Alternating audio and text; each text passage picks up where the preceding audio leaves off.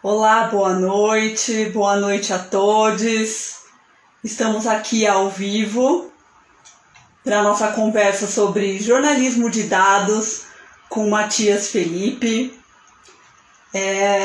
Eu sou Andréa Limberto e esse é o Midiato Entrevista, esse espaço do grupo de pesquisa Midiato, da Escola de Comunicações e Artes da USP, para a promoção de debates no campo da comunicação, da linguagem e das mídias, por meio da conversa aí com profissionais, pesquisadores da nossa área, da comunicação, da linguagem, do audiovisual.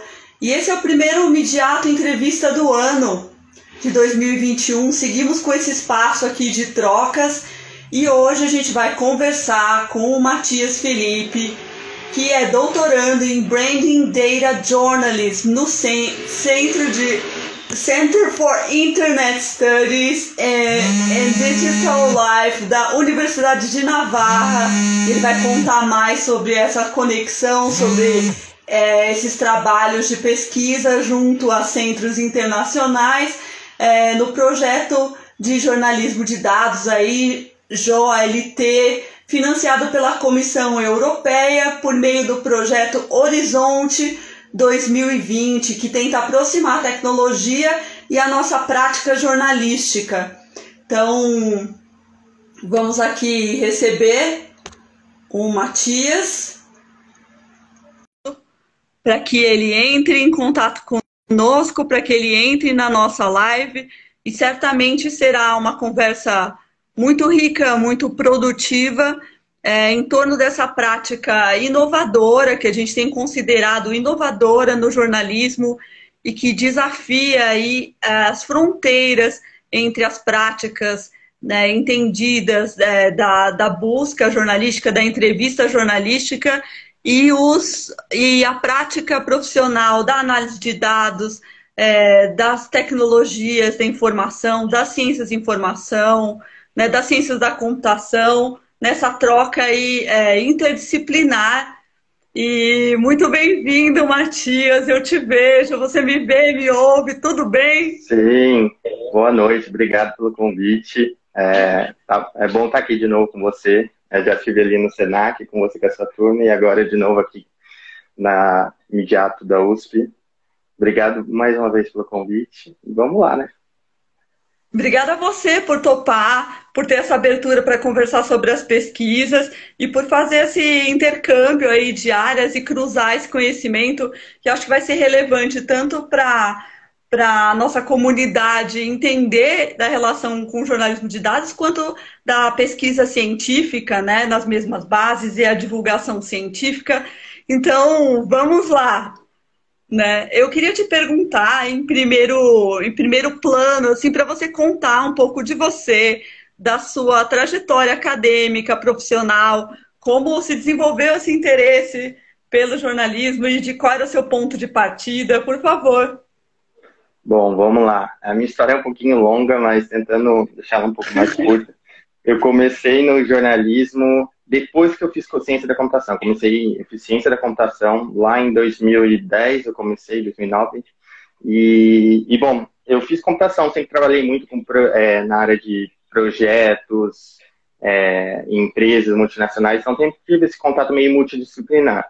E na minha última posição que eu tive em multinacional, que foi na Johnson & Johnson, eu trabalhava com marketing digital, que estava mais próximo ali da comunicação.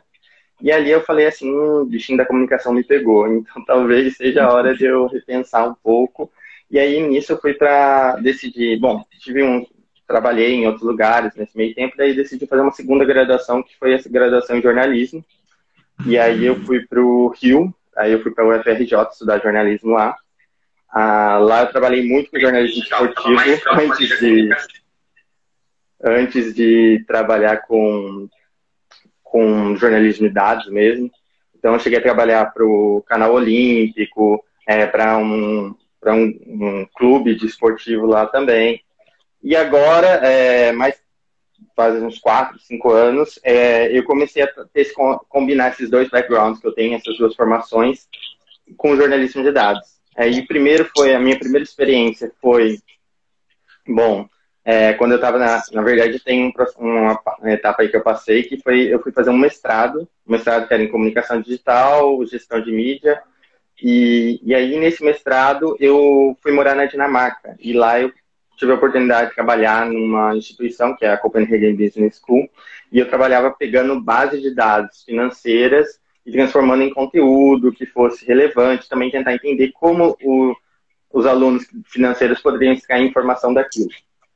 E depois disso, eu trabalhei com desinformação, que eu trabalhava também muito em jornalismo de dados, aí eu trabalhei com a Avast em 2018, voltei a trabalhar com a Avast nesse último ano, e nesse meio tempo, então, eu fui trabalhando assim, em vários projetos relacionados ao jornalismo de dados, e quando eu estava terminando o mestrado, eu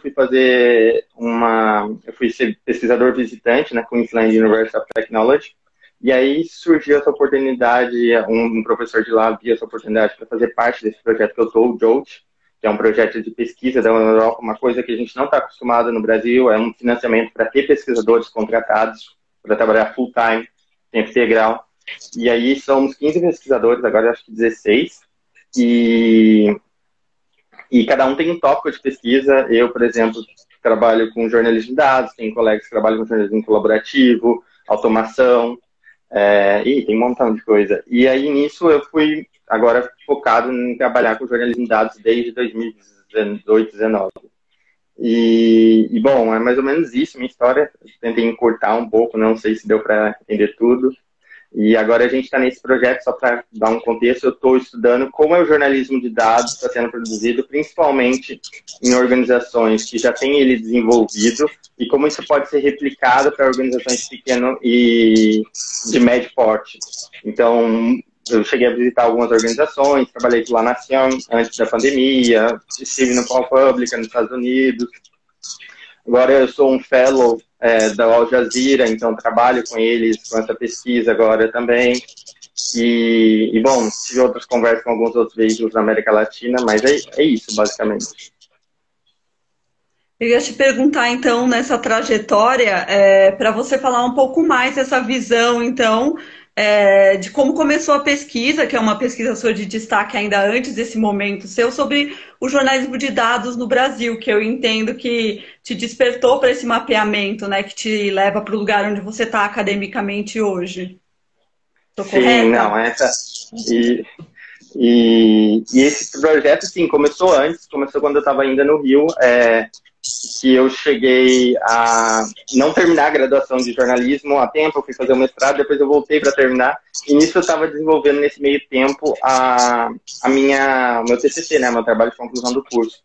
E só tinha essa disciplina para fazer, e eu sempre quis fazer um estudo, e ainda quero fazer, que só falta braço e tempo, sobre como as práticas de jornalismo de dados estão sendo desenvolvidas nos veículos nativos digitais, e como elas estão sendo desenvolvidas nas mídias tradicionais, seria então Estadão, Folha, e essa era a minha ideia inicial, só que quando eu trabalhei, eu tinha duas orientadoras e elas me deram essa ideia: por que você não usa esse conhecimento que você tem técnico e produz esse mapeamento, vai atrás, produz essa visualização?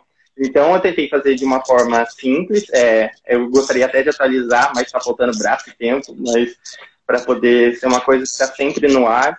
E aí eu mapeei isso, entrei em contato com jornalistas que já trabalhavam, mandava em grupos, para tentar mapear o jornalismo de dados no Brasil, o nível de como estava, quais são as empresas, quem eram os jornalistas que estavam fazendo, e mapear mais ou menos onde estavam essas localizações. A gente, claro, conseguiu ver que era concentrado nas capitais mais tradicionais aqui do Sudeste, né? São Paulo e Rio, uma coisa mais crescente ali em Brasília, mas ainda assim muito longe de ter no Norte, no Centro-Oeste, poucas iniciativas. Isso faz já uns 2 anos, 3. E agora a ideia é, quem sabe, no ano que vem ou no final desse ano, atualizar isso e ver como anda, principalmente com a pandemia, né? Que muita coisa mudou, muita coisa deve ter afetado. Algumas organizações deixaram de investir nisso, infelizmente. Mesmo vendo a necessidade, foi esse momento de dados e reportar o número de mortes, o número de pessoas infectadas passou a ter um protagonismo muito grande nas redações dos veículos.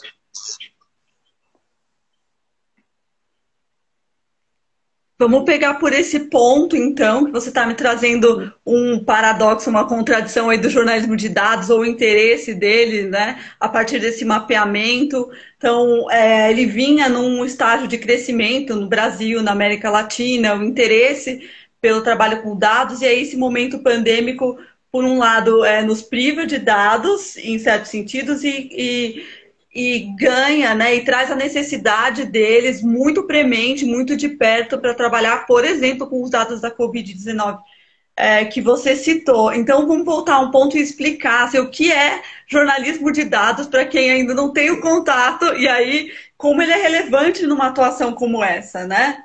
Numa Sim. situação, num momento crítico como que a gente vive. Sim, não, é bem complexo, assim, a gente definir jornalismo de dados, não existe uma definição formal, existe muita discussão sobre o que entra, mas eu acho que a gente tem que voltar um ponto antes de entender o que são dados. Dados eu sempre gosto de fazer essa pergunta, o que são dados? Todo mundo pensa que dados são aquilo que a gente vê numa planilha, ou números, mas dados são muito mais que isso, por exemplo, imagens podem ser dados, fotos, no caso, vídeos, e tudo isso pode trazer informação que pode ser processada. Então, os dados, eles são tudo que pode ser obtido pela nossa percepção e através dos nossos sentidos, assim, então. E eles são usados dessa forma para produzir conteúdo jornalístico. Então, que seja, por exemplo, se eu tenho as imagens, isso foi um exemplo que a gente trabalhou lá no LANACAM. A gente olhou imagens de satélite para identificar onde tinham partes solares. Ou seja, ali não tinha número, tinha informação visual, então a gente pega informação disso. E o jornalismo de dados é isso, é pegar essa informação e transformar em conhecimento que as pessoas possam entender o que está passando, possam exercer esse senso crítico através do jornalismo, que essa é uma das funções do jornalismo. E os dados, ele vem de certa forma, complementar o que o jornalismo já faz, com as fontes. Os dados passam a ser as nossas fontes também. Então, nelas a gente vai questionar, a gente vai tirar informação, tentar entender. E tem todo um processo, né? Primeiro a gente pega os dados, a gente limpa, depois a gente compila eles, junta eles, busca outras fontes que podem ser cruzadas. Depois a gente faz uma análise dos dados crítica, fazendo perguntas, tentando entender qual foi a metodologia usada. E aí a gente vai depois e a quem produziu esses dados e questiona isso. E essa serve de fonte para nossas matérias. E às vezes é bom sempre entrevistar algum especialista na área para ter uma certeza e ver se você está entendendo muito bem o que os dados estão querendo te dizer. E você está me dizendo também que esses dados podem ser qualificados, então. Não precisa ser só essa imagem dos números numa tabela. Pode ser uma informação visual, pode ser uma informação de cor, de textura, geográfica. Categoria, explica mais sim um pouco ou não. isso. Sim. Explica mais e diferencia isso da prática tradicional do jornalismo. Então, na prática tradicional do jornalismo, a gente tem aquela fonte que a gente vai lá e conversa com uma fonte e ela vai lá e dá pra gente a opinião dela sobre o que está ocorrendo. Nos dados, não. Eles, como você disse, eles podem ser, por exemplo, classes, ou o que eu digo como classes aqui? Ele pode ser o tipo, ou, vamos dar um exemplo aqui, não sei, verde, amarelo e azul. E nisso você pode falar e usar isso para analisar o contexto que está atrás disso. E eu acho que a diferença está exatamente nisso. Os dados eles servem como para ir um pouquinho além. Porque o que uma pessoa fala para você, às vezes ela não tem a fonte da informação, ou ela tem conhecimento dela, e ali você pode cruzar a informação que você tem de uma base de alguém que foi criada por um ser humano, então também está sujeita a ser enviesada, todos os problemas que a gente tem, com a informação de uma pessoa. Então fica um jornalismo, de certa forma, mais enriquecido. E tradicionalmente ficou muito conhecido pelas visualizações, que é transformar essas informações mais duras em uma forma mais visual que as pessoas consigam absorver. Então, nesse ponto, eu vou já pegar, como você falou, da informação visual, né? Para a gente falar um pouco dessa parte narrativa do jornalismo de dados, que se encarna aí no visual storytelling, nessa contação de histórias com as imagens. E para você comparar, assim, você tem de um lado uma informação dos dados mais dura e do outro uma informação narrativa. Como você vê essa passagem, assim, na relação também com o público? né, da facilidade de ele acessar essas informações, no entendimento ou não, porque eu sei que essa é uma questão do jornalismo de dados, né, dizer se esse público entende essa matemática ou essa qualificação dos dados ou não. Então... Sim, é um processo bem complicado, principalmente, vamos dizer assim, no sul global, né? Porque, em teoria, a gente tem menos essa data literacy, essa alfabetização de dados. É muito mais difícil para a gente absorver uma informação desse tipo. Então, essa é a relação que o jornalista tem que ter. Ele tem que transformar essa informação que é dura, complicada de entender, e, de alguma forma, trazer isso num que seja mais, que o pessoal diz, dê para digestible, que seja mais digerível, assim, que a pessoa consiga digerir essa informação melhor. E nesse ponto, o jornalismo de dados ele tem que ser, primeiro, aí tem várias formas que o jornalista pode fazer. Por exemplo, quando você tem gráficos, fazer aqueles, o que a gente chama de annotations, anotações, que vem para explicar o que cada ponto num gráfico significa, porque nem todo mundo consegue ler gráfico. E aí vem aquilo que a gente vê muito na Piauí, que é pegar aquela história que representa uma pessoa e depois vir os dados para mostrar que não é só aquela pessoa, que é uma forma de humanizar os dados. Então, existe um trabalho do jornalismo de dados que não é só pegar aqueles dados e representar visualmente num gráfico simples. E hoje em dia tem, por exemplo, o scrollytelling, que ficou muito famoso, que é aquele que você vai contando e descendo a tela. E essas maneiras são formas da gente tentar transformar a informação de uma forma mais acessível, vamos dizer assim, para as pessoas. E realmente, o processo de transformação de uma informação dura para um visual é complexo, mas é bom a gente também lembrar que nem no jornalismo de dados não é só o visual. Você pode ter uma reportagem que vai estar lá e vai estar escrito, vai ser um texto e vai ter dados lá. Então, não necessariamente está atrelado ao visual, mas é claro que isso ganha grande importância, porque tem um papel fenomenal em transformar essas informações de forma mais simples, como eu disse. Eu ia perguntar um outro aspecto ainda do jornalismo de dados, que você apontou um pouco, que é essa colaboração. Você apontou enquanto descrevia a sua carreira. E vamos falar então se ele é sempre colaborativo, se ele precisa ser colaborativo para se fazer uma reportagem de dados e que equipe multidisciplinar você imagina para esse trabalho entre, né, jornalistas, designers, web designers, cientistas de dados, que você me diz esse panorama. Então, eu sempre advoco pelo colaborativismo, pelo jornalismo colaborativo. Eu acho que ele é essencial, assim, mas não, eu acho que, sendo sincero, não precisa, né? Você pode fazer uma reportagem muito mais simples, sem necessitar de um programador, de uma pessoa para fazer uma análise de dados mais complexa, ou um economista para entender dados econômicos, ou, por exemplo, um estatístico para falar para você como faz uma análise mais complexa daqueles dados. Então, é possível, mas é recomendado ter essa equipe, né, multidisciplinar. Então, em geral, quando você tem essas unidades de dados, que o pessoal chama, que são compostas de jornalistas, designers, programadores, às vezes estatísticas, às vezes analistas de dados, elas têm uma formação que é multidisciplinar para cobrir esses leques de conhecimento, essa falta de conhecimento que outras disciplinas não têm. E torna mais rico. E não só a gente pode ter essa colaboração interna, que também tem, claro, colaboração com outras editorias. Por exemplo, você vai fazer uma matéria, como eu mencionei, de finanças, talvez jornalista de finanças, ou até um economista que trabalha num veículo, ele pode te ajudar nisso. Então, essa colaboração interna existe e é importante. Agora tem a colaboração no nível externo, e que nesse caso por exemplo, Panama Papers, não sei se o pessoal já todo mundo conhece, mas foi uma investigação sobre offshore companies, empresas offshore, que no caso estavam no Panamá, e que empresários enviavam dinheiro para lá.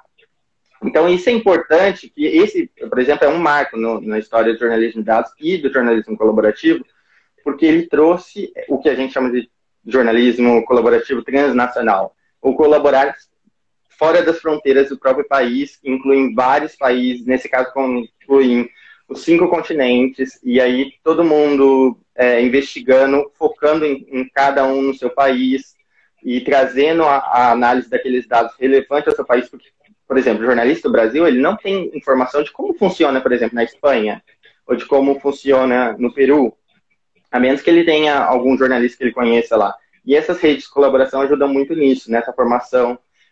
Claro que tem muitas críticas nisso também, que as empresas que geralmente fazem a gestão desses projetos, elas que ficam com reconhecimento e deixa as empresas que fazem parte desse projeto, de certa forma, não ter tão grande o reconhecimento, e às vezes até forma financeira, né? Porque elas ganham dinheiro, por exemplo, para fazer todo esse projeto, e esse dinheiro não vem para essas organizações, mas também é uma possibilidade de levar o nível do produto que você está fazendo, para o jornalista está fazendo, porque além dele alcançar mais informações, mais bagagem, tem mais conteúdo, ele também alcança mais pessoas. Então, um dado, uma informação do Brasil chega para uma pessoa, por exemplo, no Peru, que talvez não chegaria se não fosse essa colaboração. Então, o jornalismo colaborativo é muito importante, tanto externo como interno, eu acho.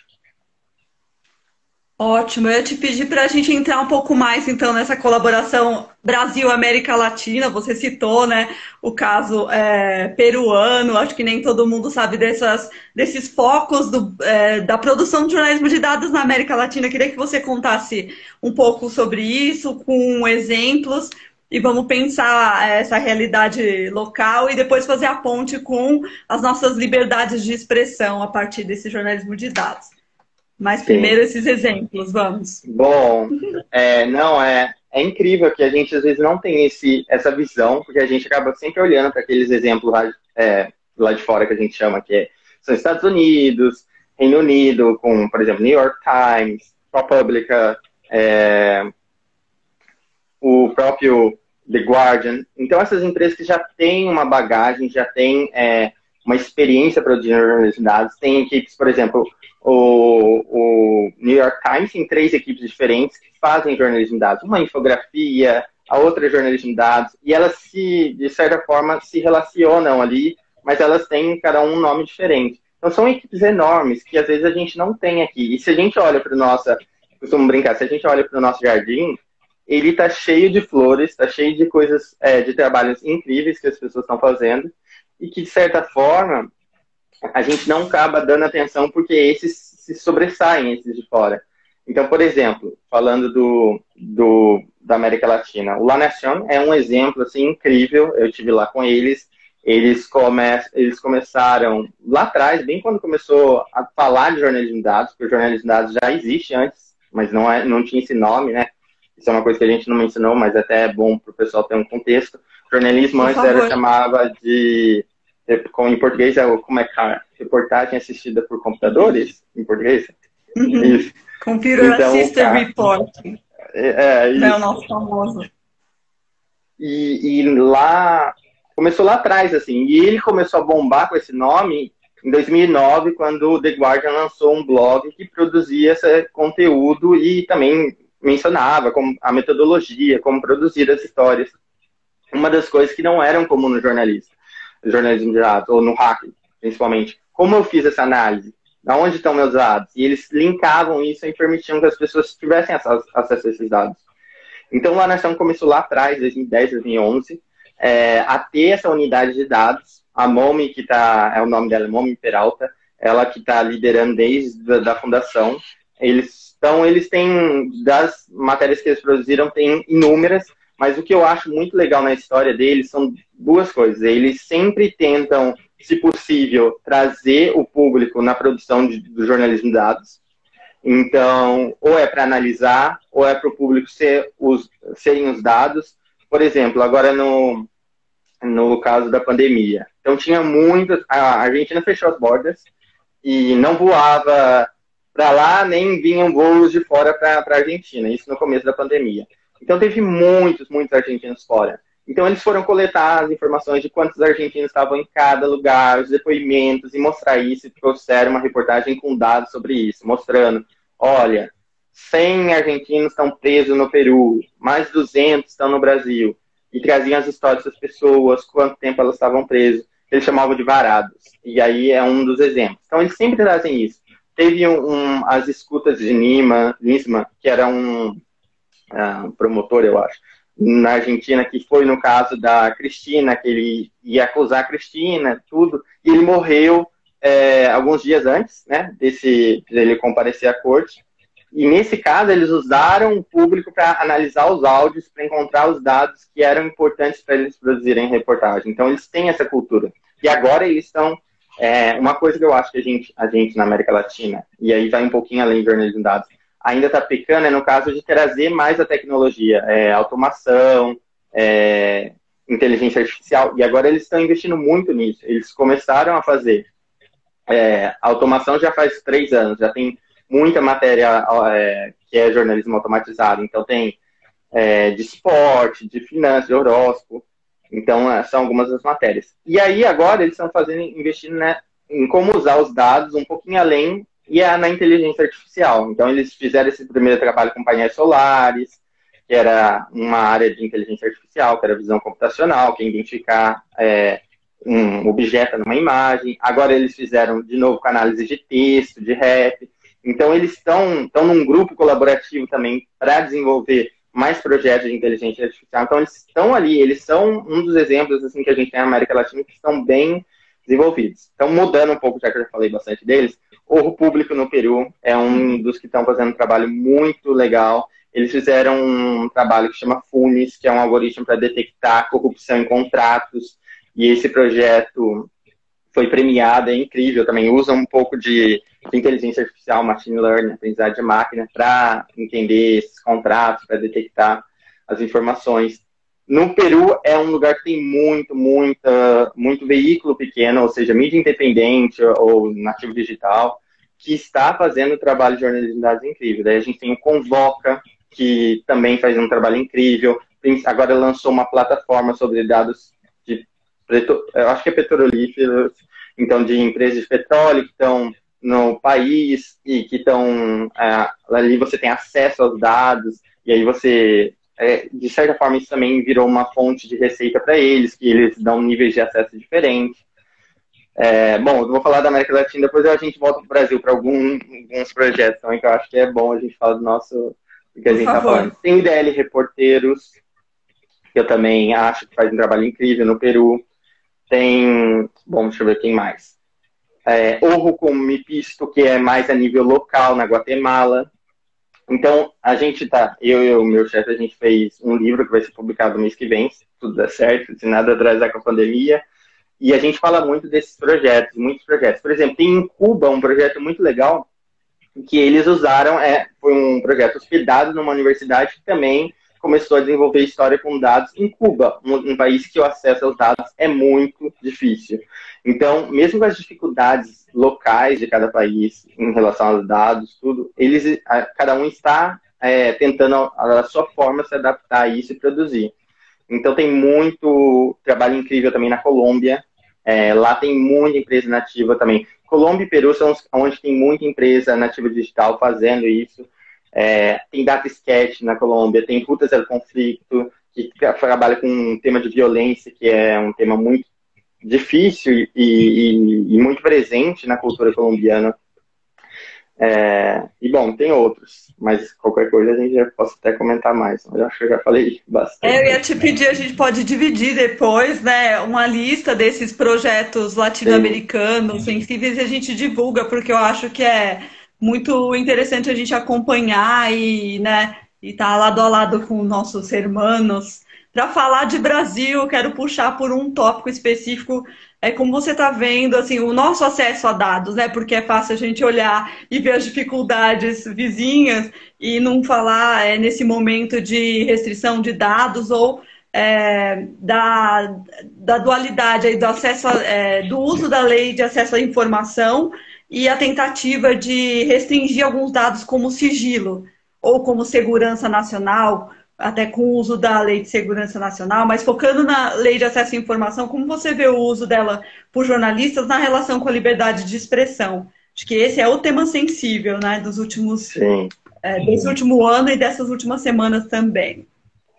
Não, sim, é um tema muito sensível e a gente não só vê pelo acesso à informação, como acesso aos dados da pandemia mesmo. A gente teve esse exemplo de ter um consórcio de imprensa coletando os dados a nível estadual e publicando a nível nacional, porque o governo criavam barreiras e não publicava esses dados no horário, atrasava, ou os dados estavam incorretos. É uma coisa que a gente não via há muitos anos. A gente demorou muito para ter uma lei de acesso à informação, e quando teve, ela foi desenvolvendo aos trancos e barrancos, mas foi desenvolvendo. Se comparar com muitos países, a gente tinha até um nível alto. E aí agora começou a ter esses retrocessos, principalmente, como você falou, de sigilo de documentos, acesso à informação cada vez mais negado por órgãos, com desculpa usando agora a Lei de Acesso à Proteção aos Dados, né? LP, qual que é a sigla? LP, Lei de Acesso à Proteção aos Dados, né? LPDA, não? A lei LGPD, você está tentando lembrar? Lei Isso, mas é do brasileiro também. Agora a gente já tem a nossa versão, né? E aí, isso eles estão usando essa desculpa. Desculpa? Não, pode seguir. Não, então eles estão restringindo, isso, eles estão restringindo esse acesso de muitas formas e com desculpas que às vezes não são condizentes, dizendo que dessa forma você vai ter acesso público, acesso a dados pessoais e que não poderiam ceder esses dados. Então, é um processo muito complicado, isso é um retrocesso que a gente está tendo. Eu acho que os próximos anos, principalmente o próximo ano, vai ser muito decisivo nesse processo. A gente pode estar voltando, por exemplo, 10 anos atrás, assim, e se pensar nisso é muito ruim para a liberdade de expressão, muito ruim para um pensamento democrático, onde a gente tem acesso aos dados, pode questionar. O papel do jornalista torna-se muito mais complexo, que nem os exemplos que eu mencionei de Cuba, de outros países que tem que unir com a população para coletar dados, para ter informação, e são dados que não têm uma precisão que o governo pode ter. Então, é um caminho meio nebuloso e muito triste, assim. Então, o que eu espero é que agora, de um ano, quando essas possam rever essas atitudes, esses processos que eles estão tendo, porque senão vai ser muito difícil para a questão de liberdade de expressão no Brasil, e a gente já retrocedeu, né, nos rankings internacionais, e isso é muito ruim, tanto para a imagem do Brasil economicamente, que é o que o governo sempre está preocupando, como para a visão do país em si. Concordo com você e quero fazer esses votos também, que a gente continue nessa resistência e nessa busca, né, de acesso aos dados das maneiras que a gente aprendeu a fazer, né, nesses últimos anos, com insistência nos recursos, né, para a lei de acesso à informação e atenção aí ao que a gente pode ter acesso e debater.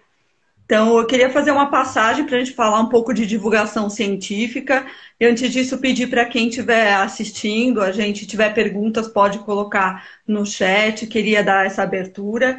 E você tocou num ponto em relação à formação do jornalista, principalmente nessas tendências do jornalismo de dados, né? No uso da inteligência artificial, machine learning. Você acredita que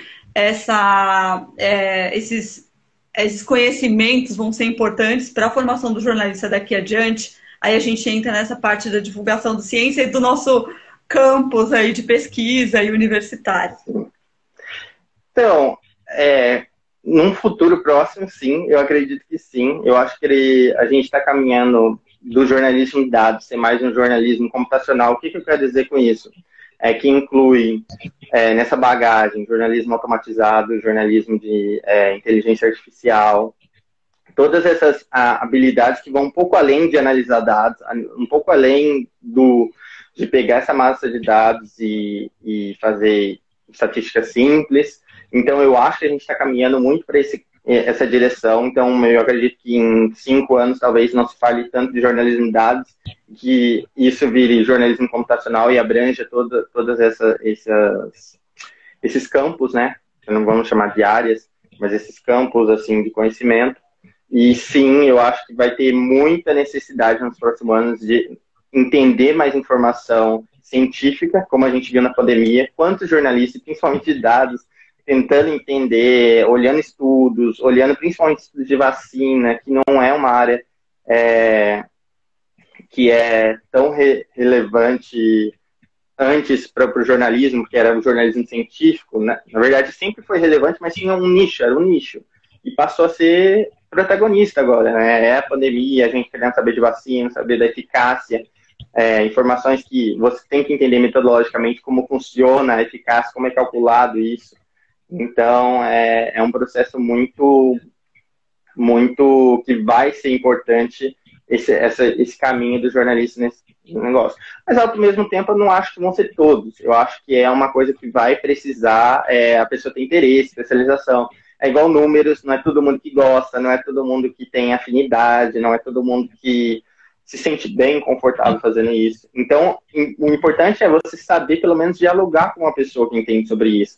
Saber o que é inteligência artificial, saber o que é um jornalismo automatizado, saber o que é fact-checking, saber o que é desinformação, alguns tópicos que acabam sendo nichados na área de jornalismo, mas que tomam uma importância tão grande na profissão que eu acho que todo jornalista vai precisar saber.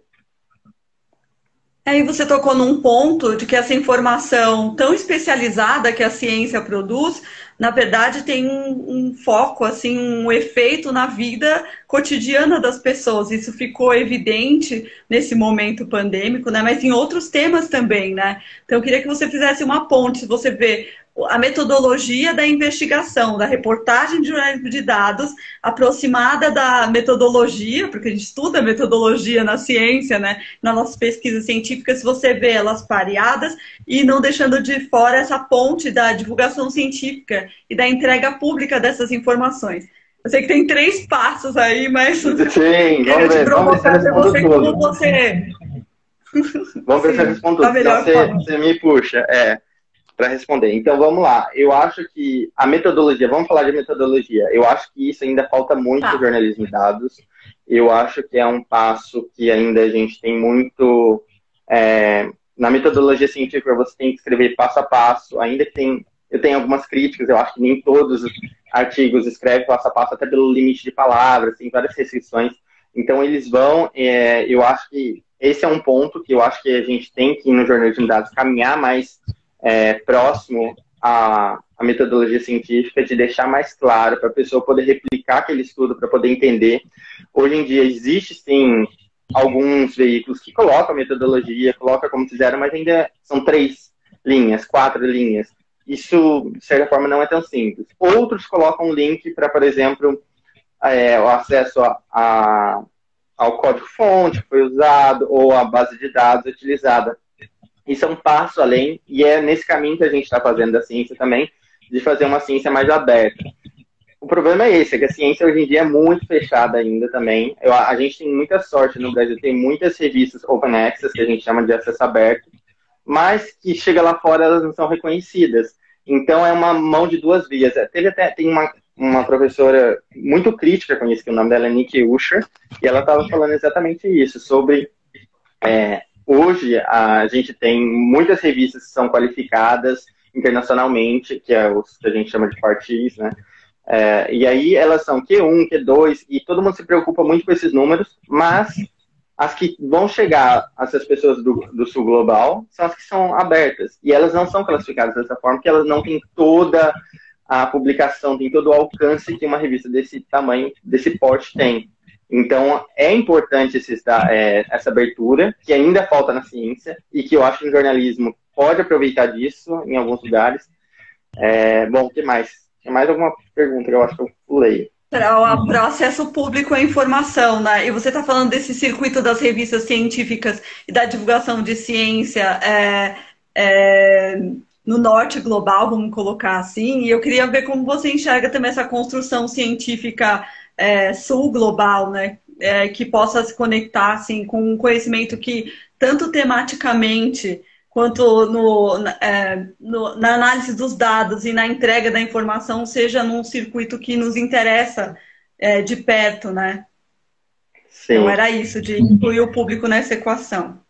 Sim, incluir o público é um trabalho que eu acho que aí o jornalista pode ajudar muito, porque ele vai transformar essa informação dura, essa informação difícil de digerir, em informação mais fácil de absorver. É claro que ainda eu acho que tem várias limitações, tem vários tópicos que não pode, que às vezes não são interesse de um veículo e que acaba ficando aquela coisa, a pesquisa nichada num público que aquele de se autoalimentar, né? O mesmo público que faz é o mesmo que alimenta. Expandir isso para gerar mais conhecimento é importante. Eu acho que o jornalismo tem esse papel principal, porque é ele que é o cara capaz de transformar essa linguagem difícil numa coisa mais simples, porque hoje eu penso como é muito mais complicado a gente pegar, quão complicado é pegar uma informação como a gente tem hoje, de um artigo, e transformar por exemplo, um artigo de jornal que é de 1.000 palavras, em 800, 600. Então é bem menor. Então, se você transformar essa informação de uma forma que a pessoa entenda, e além disso, ter que engajar, é muito complicado.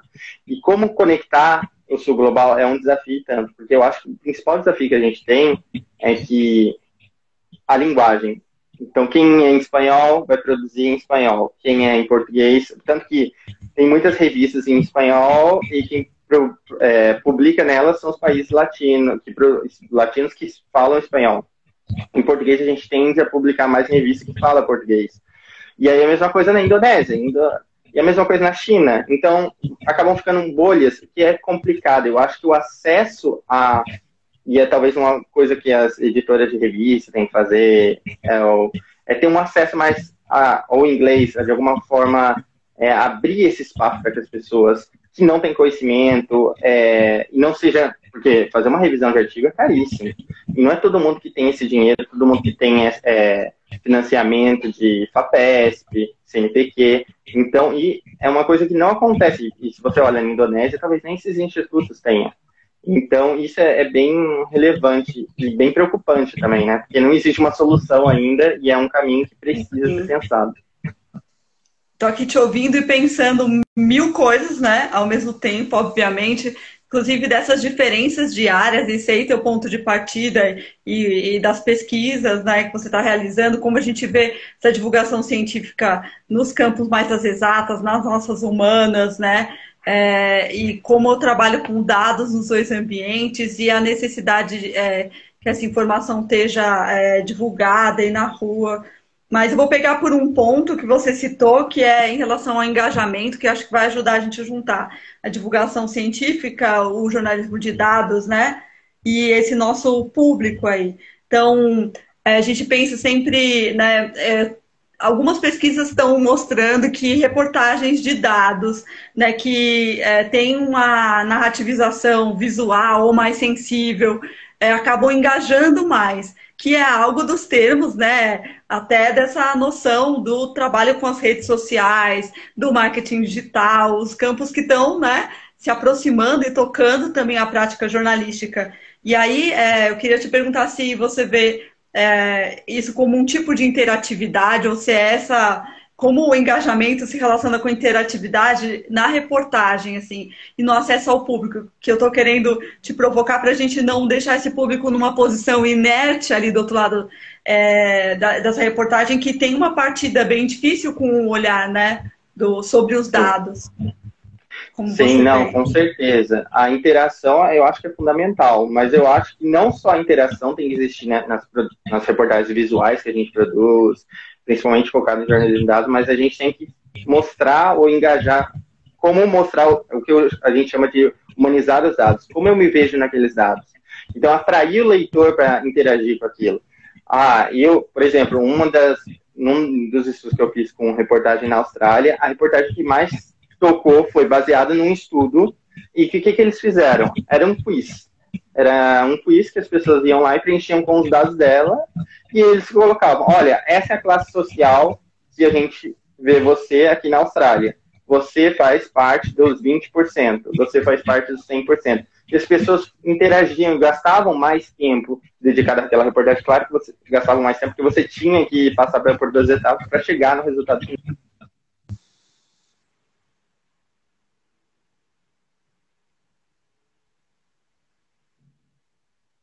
Conexão, acho que está instável, voltou.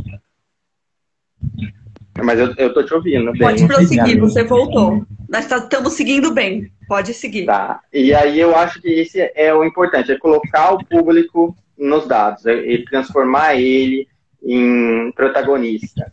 E aí vem humanizar os dados, e aí vem aquele exemplo que eu mencionei da Piauí, ele traz o exemplo de uma pessoa, uma história que às vezes é super triste, para depois mostrar que não é só a história daquela pessoa, mas de outras milhões de pessoas que vivem no Brasil. Então, essa relação é muito importante, transformar, humanizar os dados, que a gente chama. Ótimo. Eu queria avisar para o nosso público que a gente está entre 10 e 15 minutinhos finais aí. Façam suas perguntas, porque a gente tem assunto para metros aqui de dados e métricas. Mas fiquem à vontade para participar e perguntar. Estou aqui de olho no chat. E eu não resisto a perguntar se você viu o exemplo para comentar da reportagem premiada da Lupa em relação a incidência dos óbitos de Covid, e eles fizeram um mergulho, né, geolocalizado nos mapas. Região. Não é? O que você sentiu vendo essa reportagem? Assim, como você analisa ela como uma reportagem de dados, né? E se puder explicar um pouco melhor o exemplo do que eu fiz aqui, para quem estiver assistindo também. Sim, não, é incrível esse exemplo, né? Porque você colocava o seu endereço e ele mostrava quantas pessoas faleceram, né? Eu acho que era faleceram, não era caso. Quantas pessoas faleceram perto da sua região. E esse exemplo que foi feito com a Lupa, ele foi até levado para o Washington Post, foi traduzido e colocado no contexto dos Estados Unidos. Então, para vocês verem o alcance que teve, e assim, foi um trabalho exatamente disso, de humanizar os dados e trazer para a sua realidade. Olha, na minha região, onde eu conheço, morreu, por exemplo, a minha cidade inteira. Então, isso foi muito importante, eu acho, nesse sentido, para mostrar. Assim como teve a própria reportagem do Washington Post, que era uma visualização simples, e que ele mostrava como as pessoas se contaminavam. Num lugar, numa época a gente não tinha informação, e as pessoas não sabiam como iam funcionar essas curvas, que na casa não foi nada do que esperado, que a gente está tendo novas ondas aí, mas dá um guia, um norte para as pessoas entenderem como funciona isso. Então eu acho que é isso, é pegar a necessidade das pessoas, mas também trazer o jornalismo que a gente precisa trazer, com a informação que as pessoas às vezes não sabem, e transformar isso, e como você falou, vir com aquelas ferramentas de marketing, da própria academia, da própria educação mesmo. Às vezes a gente tem grupos focais que a gente usa para entender o que as pessoas estão pensando, e às vezes o jornalismo faz isso. Entender o que a audiência dele está entendendo, está vendo sobre aquela visualização, está vendo sobre os dados. E acho que tem um outro ponto, né? Mas não vou para te devolver, mas vou ler também as perguntas que estão surgindo nos comentários.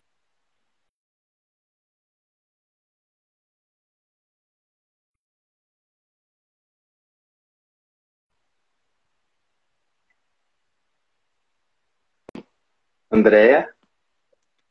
Voltando. Sim. Agora sim, agora sim.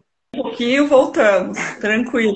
Sim. Eu estava comentando que tem algo em relação ao factual na reportagem jornalística, porque no caso da Lupa, as pessoas, o número de óbitos foram aproximados, teve uma convergência ali para estarem próximos em você, para você sentir. Então, o lado sensível e de narrativização superou o facto, né, da geolocalização desses óbitos, né, para aproximar, como se você estivesse isolado em casa e não visse esse universo que está acontecendo, e os dados conseguiram fazer isso. Então a gente pode incluir isso também nos nossos comentários, é um comentário à parte que eu queria fazer. Sim. E no chat a gente tem alguns comentários surgindo. Rosana disse que ontem, né, houve uma palestra aí na ECA com o Luiz Nassif, e ele dizia que não é possível ser jornalista hoje sem trabalhar com jornalismo de dados, é algo essencial na formação. A gente estava tentando discutir um pouco isso, e tem uma pergunta que não quer calar, que a gente pode incluir depois para você comentar. Se o jornalista vai precisar programar, que é a pergunta, jornalista de dados programa? Dá para fazer sem programação? É a pergunta, né, que nunca quer calar. A Isa Marim vai dizer quais dicas daria, né, para quem está começando nesse meio e acredita que o mercado está aberto atualmente para esse formato de jornalismo? Qual é o lugar desse jornalismo do mercado? Outra pergunta, né? Super assim, incidente que aparece bastante. E Rosana também pergunta, na sua visão, como isso poderia ser feito no curso de graduação, nos cursos de graduação, ou tem sido feito atualmente, para ligar com o comentário que a gente tinha lido anteriormente, tá bom? Então, Vamos lá, vamos formação ver se do eu lembro disso, jornalista e senão você vai lugar me no lembrando. mercado. Formação do jornalista e lugar no mercado. Quer dizer, tudo que a gente precisa saber. Aí falta um Sim. tempinho para live. Vamos Então, lá. vamos lá. Sobre a formação, eu acho que seria importante todo mundo saber programação, mas não é fácil. Eu sei que demora tempo, cada um tem a sua curva de aprendizagem e também tem um interesse, mas assim, você tem que saber conversar com alguém que vai programar, se você não vai programar na sua redação. Você tem que saber o que pedir e você tem que saber como cobrar. E se a pessoa não está passando a perna também, você quer. Pode acontecer a pessoa falar, não dá para fazer isso, e se você tiver o conhecimento, você vai falar, não, dá para fazer isso, demora mais, é difícil.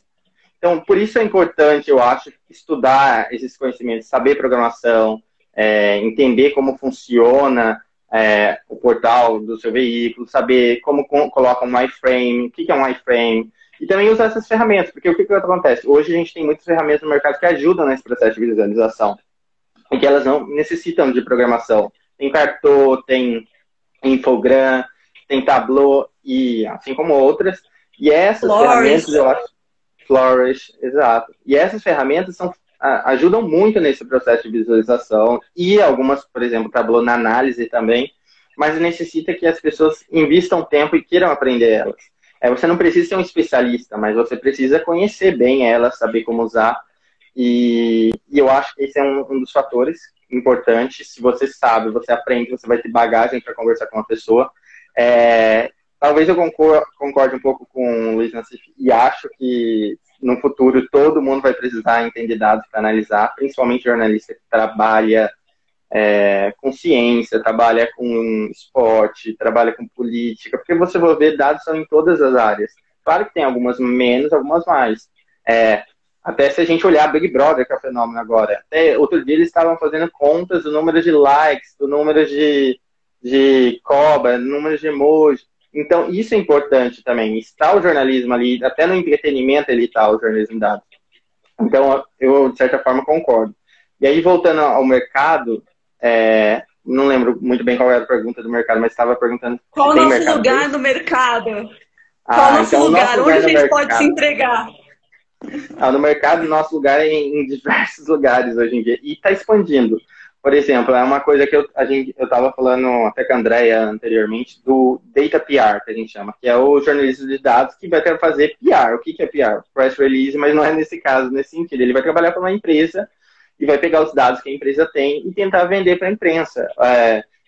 Quinto Andar, iFood contrataram jornalistas que eram jornalistas de dados, né, trabalhavam como jornalistas de dados para trabalhar nessas empresas deles. Então tem mercado aí, tem mercado nos veículos, está aumentando, está precisando de jornalistas de dados.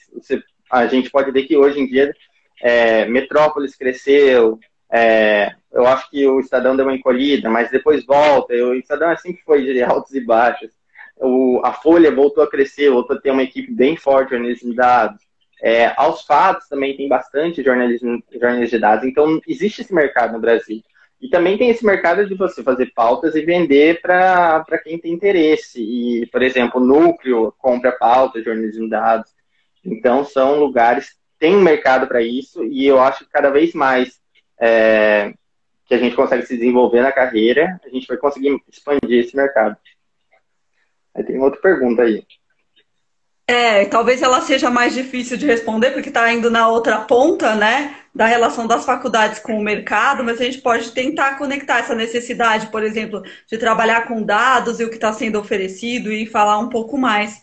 E aí a gente faz a nossa finalização, tá bom? Sim. Não, a pergunta eu acho que tem muita relevância, assim, que eu acho que, infelizmente, não são todas as faculdades que estão preparando, são poucas que já têm curso de jornalismo de dados, e quando tem, ainda é muito básico o que está fornecendo de ferramentas.